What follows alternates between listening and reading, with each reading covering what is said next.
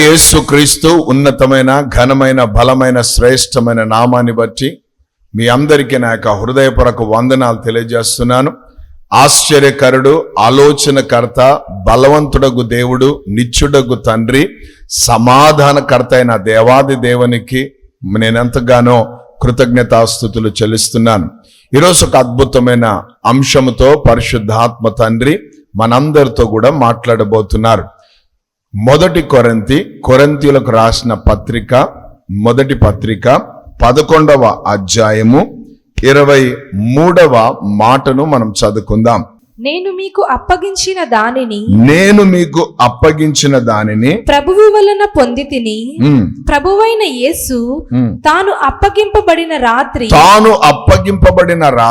ఒక రొట్టెను ఎత్తుకొని కృతజ్ఞతాస్తుతులు చెల్లించి దానిని విరచి ఇది మీ కొరకైన నా శరీరము నన్ను జ్ఞాపకము చేసుకొనుటకై దీనిని చేయుడని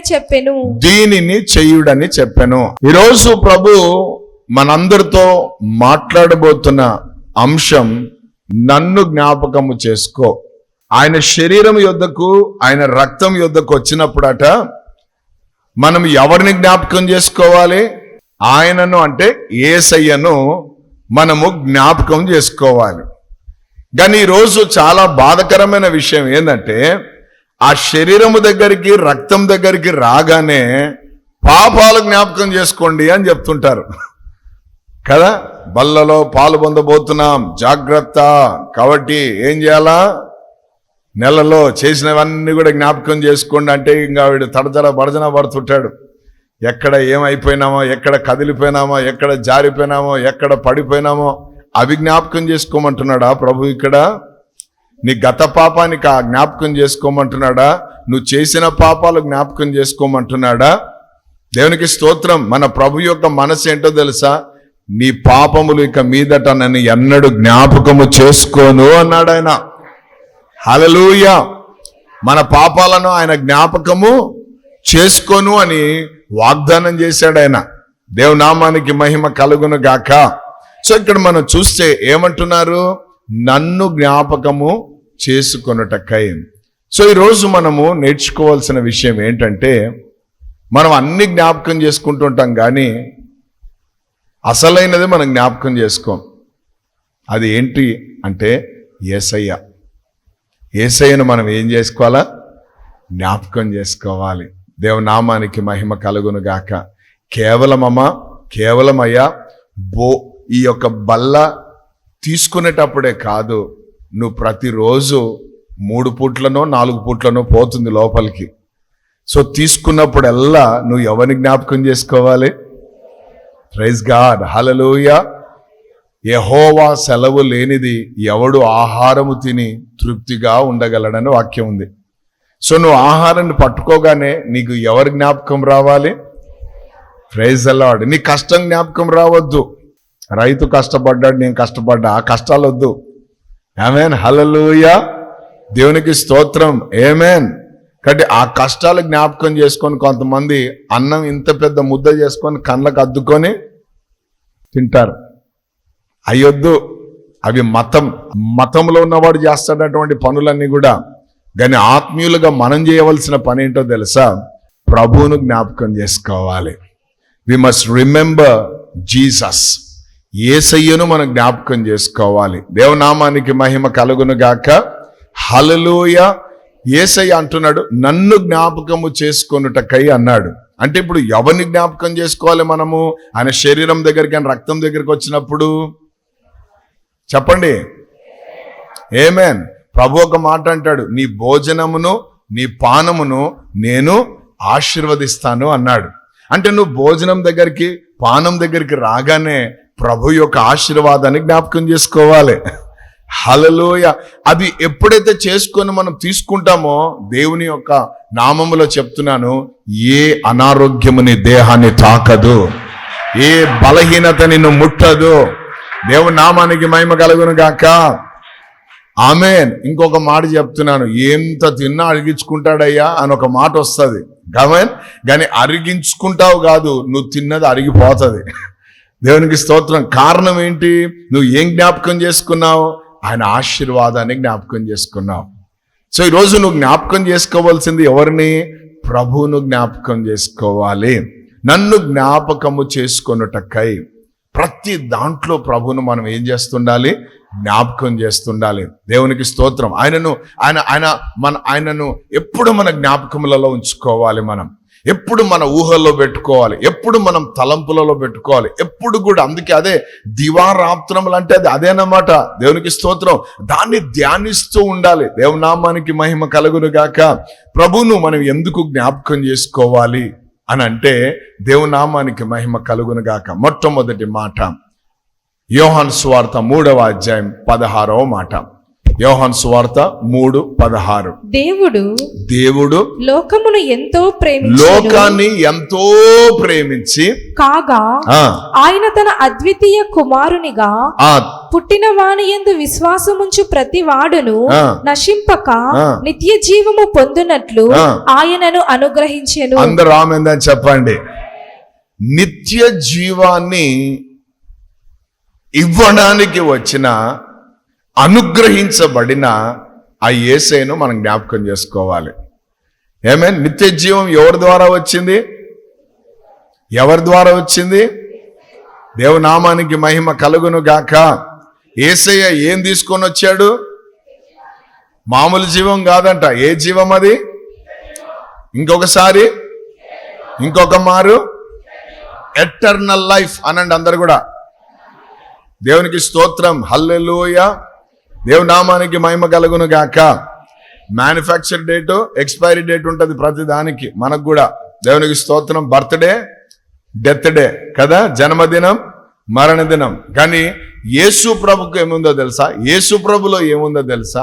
ఆయన నిత్య జీవం ఇవ్వడానికి వచ్చాడు. సో యేసు ప్రభుని మనం ఎందుకు జ్ఞాపకం చేసుకోవాలి అని అంటే, ఆయన ఎందుకు జ్ఞాపకం చేసుకోమంటున్నాడు అని అంటే, నేను మీకు నిత్య జీవాన్ని ఇవ్వడానికి వచ్చాను.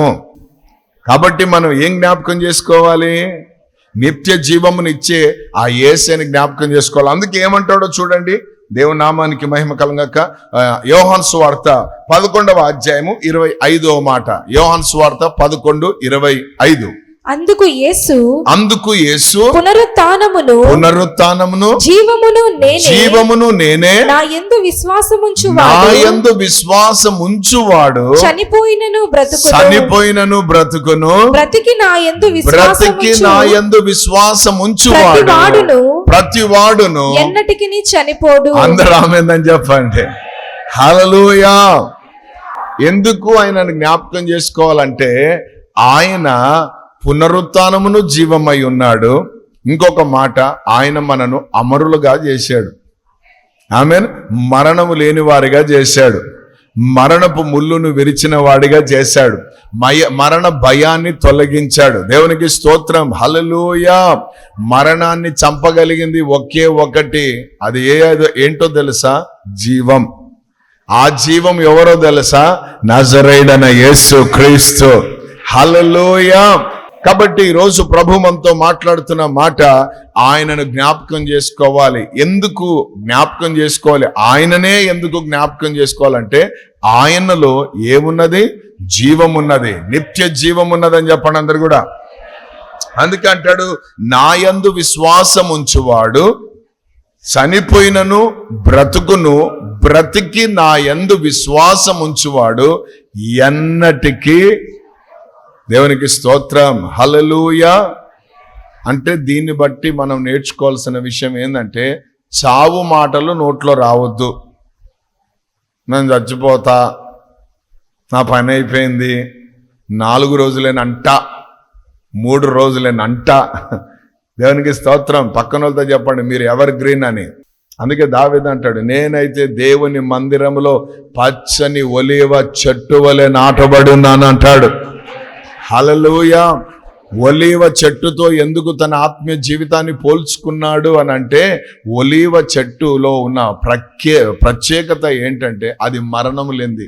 యేసు ప్రభు కాలం నాటి ఒలీవ చెట్లు ఇప్పటికీ ఉన్నాయట యెరూషలేములో. ఆమేన్. ఒక భక్తుడు ఆ గెత్సెమనే తోటలకు వెళ్ళి ఆ చెట్లని అన్నిటిని చూసి అన్నాడంట, చెట్లారా నా ప్రభు కన్నీళ్లు కార్చడం మీరు చూశారు కదా, నా ప్రభు యొక్క చెమట రక్తంగా మారడం మీరు చూశారు కదా అని వాటితో మాట్లాడాడంట. ప్రైజ్ ది లార్డ్, హల్లెలూయా. కాబట్టి మనము ఎప్పటికీ ఎట్లుంటాం అంతే. దేవునికి స్తోత్రం, హల్లెలూయా. ఆయన సజీవుడు కాబట్టి మనం కూడా, ప్రైజ్ ది లార్డ్, ఆయనలో జీవం ఉన్నది కాబట్టి మనలో కూడా, దేవునికి స్తోత్రం. ఆయన యందు మనం విశ్వాసం ఉంచాం కాబట్టి ఆ విశ్వాసం మనకేమిచ్చింది? జీవాన్ని ఇచ్చింది. దేవునికి స్తోత్రం, హల్లెలూయా. నా యందు విశ్వాసం ఉంచువాడు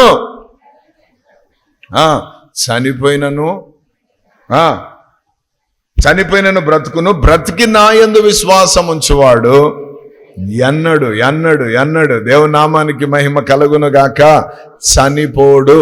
కాబట్టి మనం ప్రభువును జ్ఞాపకం చేసుకోవాలి. ఎందుకు ప్రభువును జ్ఞాపకం చేసుకోవాలంటే, దేవునికి స్తోత్రం, యోహాను సువార్త 14వ అధ్యాయము 6వ వచనం.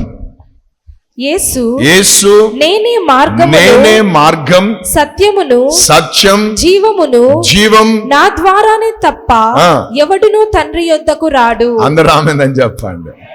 సో ఈయన ఏమై ఉన్నాడు? జీవమై ఉన్నాడు. నేనే మార్గం, నేనే సత్యం, నేనే నేనే నేనే నేనే జీవం అనండి అందరు గట్టిగా. కాబట్టి ఆ జీవం, కాబట్టి మనం ప్రతిరోజు ఏం జ్ఞాపకం చేసుకోవాలి? జీవాన్ని జ్ఞాపకం చేసుకోవాలి. ఏటా జీవం? యేసు ప్రభువే. అందుకే రోజు జీవం ఇచ్చిన యేసయ్యకు వందనాలు చెప్పడం నేర్చుకోవాలి. కాబట్టి ఆ శరీరము ఆ రక్తం దగ్గరికి రాగానే నీకు ఏం గుర్తు రావాలా? ఆ శరీరములో ఏముంది? జీవం ఉన్నది. ఆ రక్తములో ఏమున్నది? జీవం ఉన్నది. అందరూ ఆమేన్ చెప్పండి. ఆ శరీరము రక్తము మనం తీసుకున్నప్పుడు మనలో సమృద్ధి అయిన జీవం బయటకు వస్తుంది. దేవుని బిడ్డలారా, హల్లెలూయా. యోహాను 10:10 అదే అంటాడు యేసయ్య. దేవునికి స్తోత్రం, ఆమేన్. నేను వచ్చింది ఎందుకు? సమృద్ధి అయిన జీవాన్ని మీకు ఇవ్వడానికి. సమృద్ధి అనండి అందరు కూడా. దేవునికి స్తోత్రం, హల్లెలూయా. అయితే మీకు ఒక ప్రశ్న అడుగుతున్నాను, సమృద్ధి కావాలా మీకు అభివృద్ధి కావాలా? అభివృద్ధి పొందుకోండి, డెవలప్ కండి. హల్లెలూయా. సమృద్ధి కంటే అభివృద్ధి కంటే మనకు కావాల్సింది ఏంటి? అది ఎవరిలో ఉంది? ప్రైజ్ ది లార్డ్, దేవుని నామానికి మహిమ కలుగును గాక. ఎందుకు యేసయ్యలో ఉంది అంటే ఆయనలో ఏముంది? జీవం ఉన్నది. దేవునికి స్తోత్రం, హల్లెలూయా. అది మనం ప్రతిరోజు జ్ఞాపకం చేసుకోవాలా. నా దేవుడు శవం కాదు, నా దేవుడు సమాధిలో ఉన్నోడు కాదు. ఆమేన్ ఆమేన్. ఇంకొక మాట చెప్పాలా? సమాధి ఆయనను, మరణము ఆయనను బంధించలేకపోయింది అని దేవుని వాక్యం సెలవిస్తోంది. హల్లెలూయా. దేవుని నామానికి మహిమ కలుగును గాక. అది బంధించలేకపోయిందండి. 3వ రోజుకి లేచాడు. ఆమేన్. అక్కడ ఉన్న వాళ్ళు అందరు చెప్పుకున్నారు, వరే పోయేటప్పుడు ఆ వ్యక్తి చెప్పాడు రా 3వ రోజు లేస్తానని. సమాధి కొంచెం భద్రం బిడ్డ, భద్రపరచండి. పొరపాటున ఏమైనా తెరవబడి వాళ్ళ శిష్యులు వచ్చి తెరుచుకొని ఎత్తుకొని పోయినారనుకో, ఇంకా ముందు కంటే దాని కథ వేరేగా ఉంటుంది అని చెప్పి రకరకాలైన చర్చలు జరిగినాయి. దేవునికి స్తోత్రం, హల్లెలూయా. ఏ రాజులు కానీ, ఏ రాజ్యాలు కానీ, ఏ వ్యక్తులు కానీ, ఏ శక్తులు కానీ నా యేసయ్య పునరుత్థానాన్ని ఆపలేకపోయినాయి. దేవుని బిడ్డలారా, దేవునికి స్తోత్రం, హల్లెలూయా. ఆయన పునరుత్థానుడై 3వ దినాన ఆయన చెప్పినట్లే లేచాడు. దేవునికి స్తోత్రం, హల్లెలూయా. దేవుని నామానికి మహిమ కలుగును గాక. అందుకే ఆదివారం అంటే నాకు ఇష్టం. దేవుని నామానికి మహిమకరం గాక. శుక్రవారం శ్రమల గుండా వెళ్ళాడేమో కానీ శ్రమల గుండా వెళ్ళిన యేసయ్యకు ఆదివారం అన్నది ఒకటి ఉన్నదన్న సంగతి. ఈ రోజు నువ్వు కూడా శ్రమల గుండా, ఈ రోజు నువ్వు కూడా బాధల గుండా, నీవు ఈ రోజు అవమానాల గుండా, ఈ రోజు నువ్వు ఒత్తిళ్ల గుండా వెళ్తున్నావేమో, నీకు ఒక ఆదివారం ఉన్నదన్న సంగతి నువ్వు మర్చిపోవద్దు. ఆమేన్. అదే జ్ఞాపకం చేసుకోమంటున్నాడు యేసయ్య. పెందల గడలేసాడట. ప్రైజ్ ది లార్డ్, ఆమేన్. వీళ్ళు సుగంధ ద్రవ్యాలన్నీ పెట్టుకొని పోతున్నారు అక్కగారులంతా. ఏమేన్ దేనికి? శవానికి పోయడానికి. మన దేవుడు శవమా? ఏమేన్? హల్లెలూయా, దేవుని నామానికి మహిమ కలుగాక. ఆమేన్. నా దేవుడు సజీవుడు అని నేను చెప్తాను. దేన్ని బట్టి ఆయన సజీవుడు అని చెప్తానంటే నేనే, నా సాక్ష్యమే ఆయన సజీవుడు అని రుజువుపరుస్తుంది. ఆమేన్. హల్లెలూయా. 1992 మే 5వ తేదీ ఉదయం 9:30 గంటలకు నా పరిస్థితి అయిపోయింది. గోడ మీద ఫోటోనేక, పెద్ద బంతిపూలో గులాబీ పూలో ఏదో ఒక దండ. ఎందుకు? ఆ పరిస్థితి నాది. దేవునికి స్తోత్రం. అందరూ చేతులు ఎత్తేసారు, ఎవరి వలన కాలేదు. ఆమేన్. వాక్యం ఏమంటో తెలుసా? మరణము తప్పించుట యెహోవా వశం అని. దేవునికి స్తోత్రం. మరణపు ఛాయల్లో, గాఢంధకారపు లోయల్లో ఉన్నాను, ఎవరికి అర్థం కాలేదు. అటువంటి పరిస్థితి అది. దేవునికి స్తోత్రం. ఆ పరిస్థితుల మధ్యలో దేవునికి స్తోత్రం, దేవుని వాక్యము నా పక్కకు వచ్చి కూర్చుంది. దేవుని బిడ్డ, ఆమెను పరిశుద్ధ గ్రంథం తెచ్చి నా పక్కన పెట్టారు. దేవునికి స్తోత్రం. ఎప్పుడైతే పరిశుద్ధ గ్రంథం నా పక్కకు వచ్చిందో, జీవాధిపతి అయిన యేసు క్రీస్తు ప్రభువారు అట్లా దిగి వచ్చారు. హల్లెలూయా. నా తలం తీసుకొని అతను ఒళ్ళో పెట్టుకొని చెప్తున్నాడు, భయపడకు నా కుమారుడా, నేను నీకు తోడై ఉన్నాను అన్నాడు. దేవుని నామానికి మహిమ కలుగును గాక. ఆమేన్. హల్లెలూయా. ఊరికొచ్చి కూర్చోడానా? కూర్చున్నాడు, మాట్లాడతాడు. సమరే స్త్రీతో మాట్లాడావా యేసునాదా అని. ఆమేన్. హల్లెలూయా. సో మాట్లాడే దేవుడైనా. ఎందుకు మాట్లాడతాడయ్యా అంటే ఆయనలో జీవం ఉన్నది కాబట్టి. హల్లెలూయా. ఊరికొచ్చి అని అన్నాడు ఆయన. Praise the Lord. దేవునికి స్తోత్రం. హల్లెలూయా. ఒకే మాట అన్నాడు, భయపడొద్దు, భయపడొద్దు. ఆమె నేను నీకు తోడై ఉన్నాను అన్నాడు. ఇంకేం కావాలా?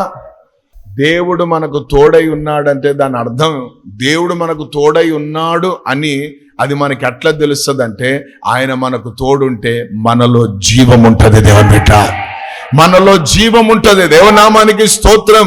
ఆ రోజు నుండి సమృద్ధి అయిన జీవంలోనికి నడిపించాడు. ఈరోజు నేనే చెప్తాను, ఆయన సజీవుడని. ఆయన సజీవుడు కాబట్టే మరణపు ఛాయల్లో ఉన్న నా దగ్గరికి వచ్చి ఏం చేశాడు? ఆయన మరణపు ఆ యొక్క పెత్తనాన్ని, అధికారాన్ని, ముళ్ళును విర్రగొట్టి, దేవునికి స్తోత్రం, హల్లెలూయా, పైకి లేవనెత్తాడు. ఆయన మహిమార్థమై నిలబెట్టుకున్నాడు ఆయన చేతిలో ఒక పాత్రగా. ఆమేన్. కాబట్టి యేసుప్రభు ఉన్నాడా? నిజంగా ఉన్నాడు ఆయన. నిజంగా ఉన్నాడంటే నువ్వు చెప్పాలి, నేనే సాక్ష్యం, నేనే ఒక సాక్షి అని చెప్పాలా. యేసుప్రభు అదే కదా అన్నాడు, సర్వలోకానికి వెళ్ళమన్నాడు, సర్వ సృష్టికి సువార్తను ప్రకటించమన్నాడు. ఆమేన్. దేవుని శక్తి, పరిశుద్ధాత్మ మీదికి వచ్చినప్పుడు, బలం పొందుకున్నప్పుడు మీరు ఏం చేస్తారంట? యూదయ, సమరయ, భూదిగంతముల వరకు నాకు మీరు సాక్షులై ఉంటారు. అపొస్తల కార్యంలో 1:8. ఆమేన్. సో మీరు నాకు సాక్షులు అన్నాడు. మనమే ఆయన సజీవుడు అన్న దానికి సాక్ష్యం. మనం ఆరాధిస్తున్న దేవుడు ఎవరు? జీవము కలిగిన దేవుడు. హల్లెలూయా. అందుకే మనం ఏం చేయాలో తెలుసా? ఆయనను జ్ఞాపకం చేసుకోవాలి. దేవునికి స్తోత్రం. ఇంకొక వండర్ఫుల్ వర్డ్ చెప్తున్నాను. ఎటువంటి జీవం కలిగిన దేవుడు అంటే, మృతులను సహితం సజీవులుగా పిలిచే జీవము కలిగిన దేవుడు. హల్లెలూయా. 4 రోజులు అయిపోయింది, ప్యాక్ చేసి పండబెట్టారు లోపల.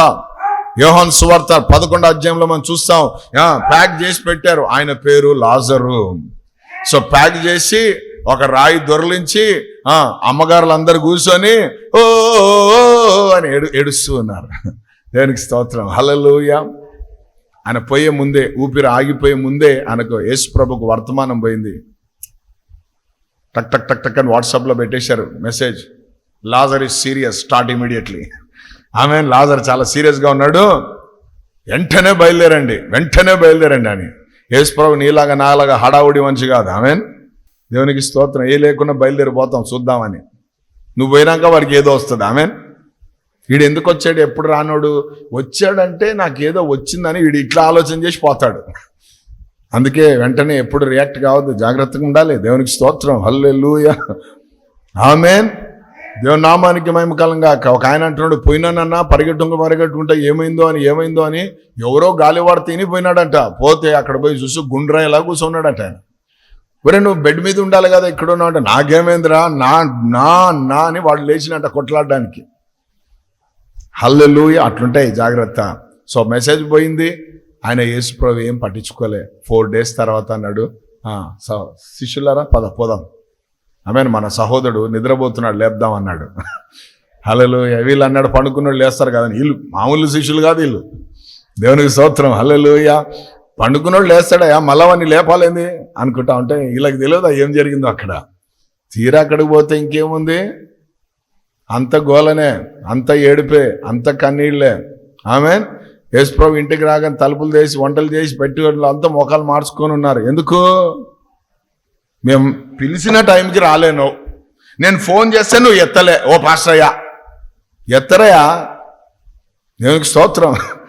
దేవుడు ఎప్పుడు అనుమతిస్తే అప్పుడు ఎత్తుతారు, స్తోత్రం అని చెప్పుకోండి. అంతే తప్ప ఎత్తలేదని అలుగుతే ఎట్లా? హల్లెలూయా. అయితే యేసుప్రభు అన్నాడు, ఏమైందంటే, యేసయ్యా నువ్వు ఉంటే బాగుండాయా. ఏం ఆలోచనయా, నువ్వు ఉంటే బాగుండాయా, నా సహోదరుడు చనిపోయేవాడు కాదు. ఏమేన్. అప్పుడు అంటాడు యేసయ్య, అవునా అమ్మా, నేనే పునరుత్థానమును, నేనే జీవమును అన్నాడు. మనం ఏ దేవుణ్ణి కలిగి ఉన్నామంటే జీవము కలిగిన దేవుని కలిగి ఉన్నాం. హల్లెలూయా. సాతానుగాడు దొంగలించడానికి వస్తాడు, హత్య చేయడానికి వస్తాడు, నాశనం చేయడానికి వస్తాడు. వాడు మరణదూత. వాణ్ణి మనము ఎంటర్టైన్ చేయొద్దు. దేవునికి స్తోత్రం. మనం ఆరాధించేవాడు ఎవరు? జీవము కలిగిన దేవుడు. హల్లెలూయా. ఆ రాయి దొర్లించండి రా అన్నాడు. అది పెద్ద రాయి అంట. చెప్పండి అందరు కూడా. పెద్ద రాయి దొర్లించారు. దేవునికి స్తోత్రం. దొర్లించిన తర్వాత యేసుప్రభు అట్లా కృతజ్ఞతాస్తుతులు చెల్లించాడు. వావ్, దేవునికి స్తోత్రం. హల్లెలూయా. సో సమస్య పెద్దదైనప్పుడు మనం ఏం చేయాలంట? సమస్య పెద్దదైనప్పుడు ఏం చేయాలా? వాసన వస్తున్నప్పుడు ఏం చేయాలా? ఏడుస్తున్నప్పుడు ఏం చేయాలా? మనకు తెలిసిందంత ప్రార్థన చేయి. ఓ ప్రార్థన, ప్రేయర్ కాల్ ప్రార్థన, ఆ కాల్ ప్రార్థన, ఓ ప్రార్థన. కృతజ్ఞతలో కూడా ఉంటుంది కార్యం. ఆ కృతజ్ఞత కూడా ఏమంటాడు? ఎల్లప్పుడు నా మనం వింటున్నందుకు వందనాలు అంటున్నాడు. హల్లెలూయా. వీళ్ళందరూ చూచులాగున చెప్పి ఏమన్నాడు? ఒకే ఒక మాట, లాజరు పేరు పెట్టి ఆడు. Praise the Lord. పేరు పెట్టి పిలిస్తే ఉన్న పాట నా ప్యాకింగ్ తోటే వచ్చినట్ట బైకిడికి. దేవునికి స్తోత్రం. హల్లెలూయా. ఆయనలో జీవం ఉన్నది. ఈరోజు అదే జీవం నీ నాలుకలో నా నాలుకలో పెట్టాడు ఆయన. ఏమైనా అందుకే ఎక్కువ మాట్లాడద్దు. అక్కడ చెప్పండి, ఎక్కువ మాట్లాడద్దు అని. ఏం మాట్లాడాలి అదే మాట్లాడాలని చెప్పండి. నీకు ఎక్కువ మాట్లాడాలని అనిపిస్తే జీవమే మాట్లాడు. దేవునికి స్తోత్రం. హల్లెలూయా. ఎముకల గూడుతో, ఎముకల లోయలో ఏమన్నాడు? హెచ్కెల్తో మాట్లాడు అన్నాడు, ప్రవచించు అన్నాడు, కమాన్ మ్యాన్ స్పీక్ అన్నాడు, మాట్లాడు అన్నాడు. అని మాట్లాడుతూ ఉంటే దేవునికి స్తోత్రం. గడగడ గడగడ గడగడ దునులు పుట్టినాయంట. దేవునికి స్తోత్రం. హల్లెలూయా. ఎక్కడెక్కడ ఎముకలన్నీ కూడా ఏమైనాయి? వచ్చి అటాచ్ అయిపోతున్నాయి. దేవునికి స్తోత్రం. నరాలు ఏర్పడ్డాయి, మాంసం అంతైపోయి అది ఒక మహా సైన్యముగా లేచి నిలబడిందని దేవుని వాక్యం సెలవిస్తా ఉంది. జీవం అంటే అది. ఆమేన్. దేవుని నామానికి మహిమ కలుగును గాక. కాబట్టి ఆయనను జ్ఞాపకం చేసుకోవాలి. ఎందుకు అంటే ఆయనలో ఏముంది? ఇంకొకసారి ఆమేన్. మీకు ఒక విషయం తెలుసా? ఆయన ఒక్క దగ్గర పప్పులాగా నిలబడేవాడు కాదైనా, ఒక్క దగ్గరే ఉండిపోయేవాడు కాదైనా, ఒక్క దగ్గరే బంధించబడిన వాడు కాదైనా. ఆయన 7 దీపస్తంభముల మధ్యలో సంచరించు దేవుడై ఉన్నాడని దేవుని వాక్యం సెలవిస్తుంది. నీళ్ల మీద నడిచిన దేవుడు ఆయన. నీళ్లకున్న ప్రభావం ఏంటంటే అది ముంచి చంపుతుంది. ముంచి చంపేదానికి ఏం చేశాడు? కాళ్ళ కింద తొక్కి నడిచాడు. అది జీవం అంటే. హల్లెలూయా. దేవుని నామానికి మహిమ కలుగును గాక. సేమ్ అదే జీవం మనలో ఉంది.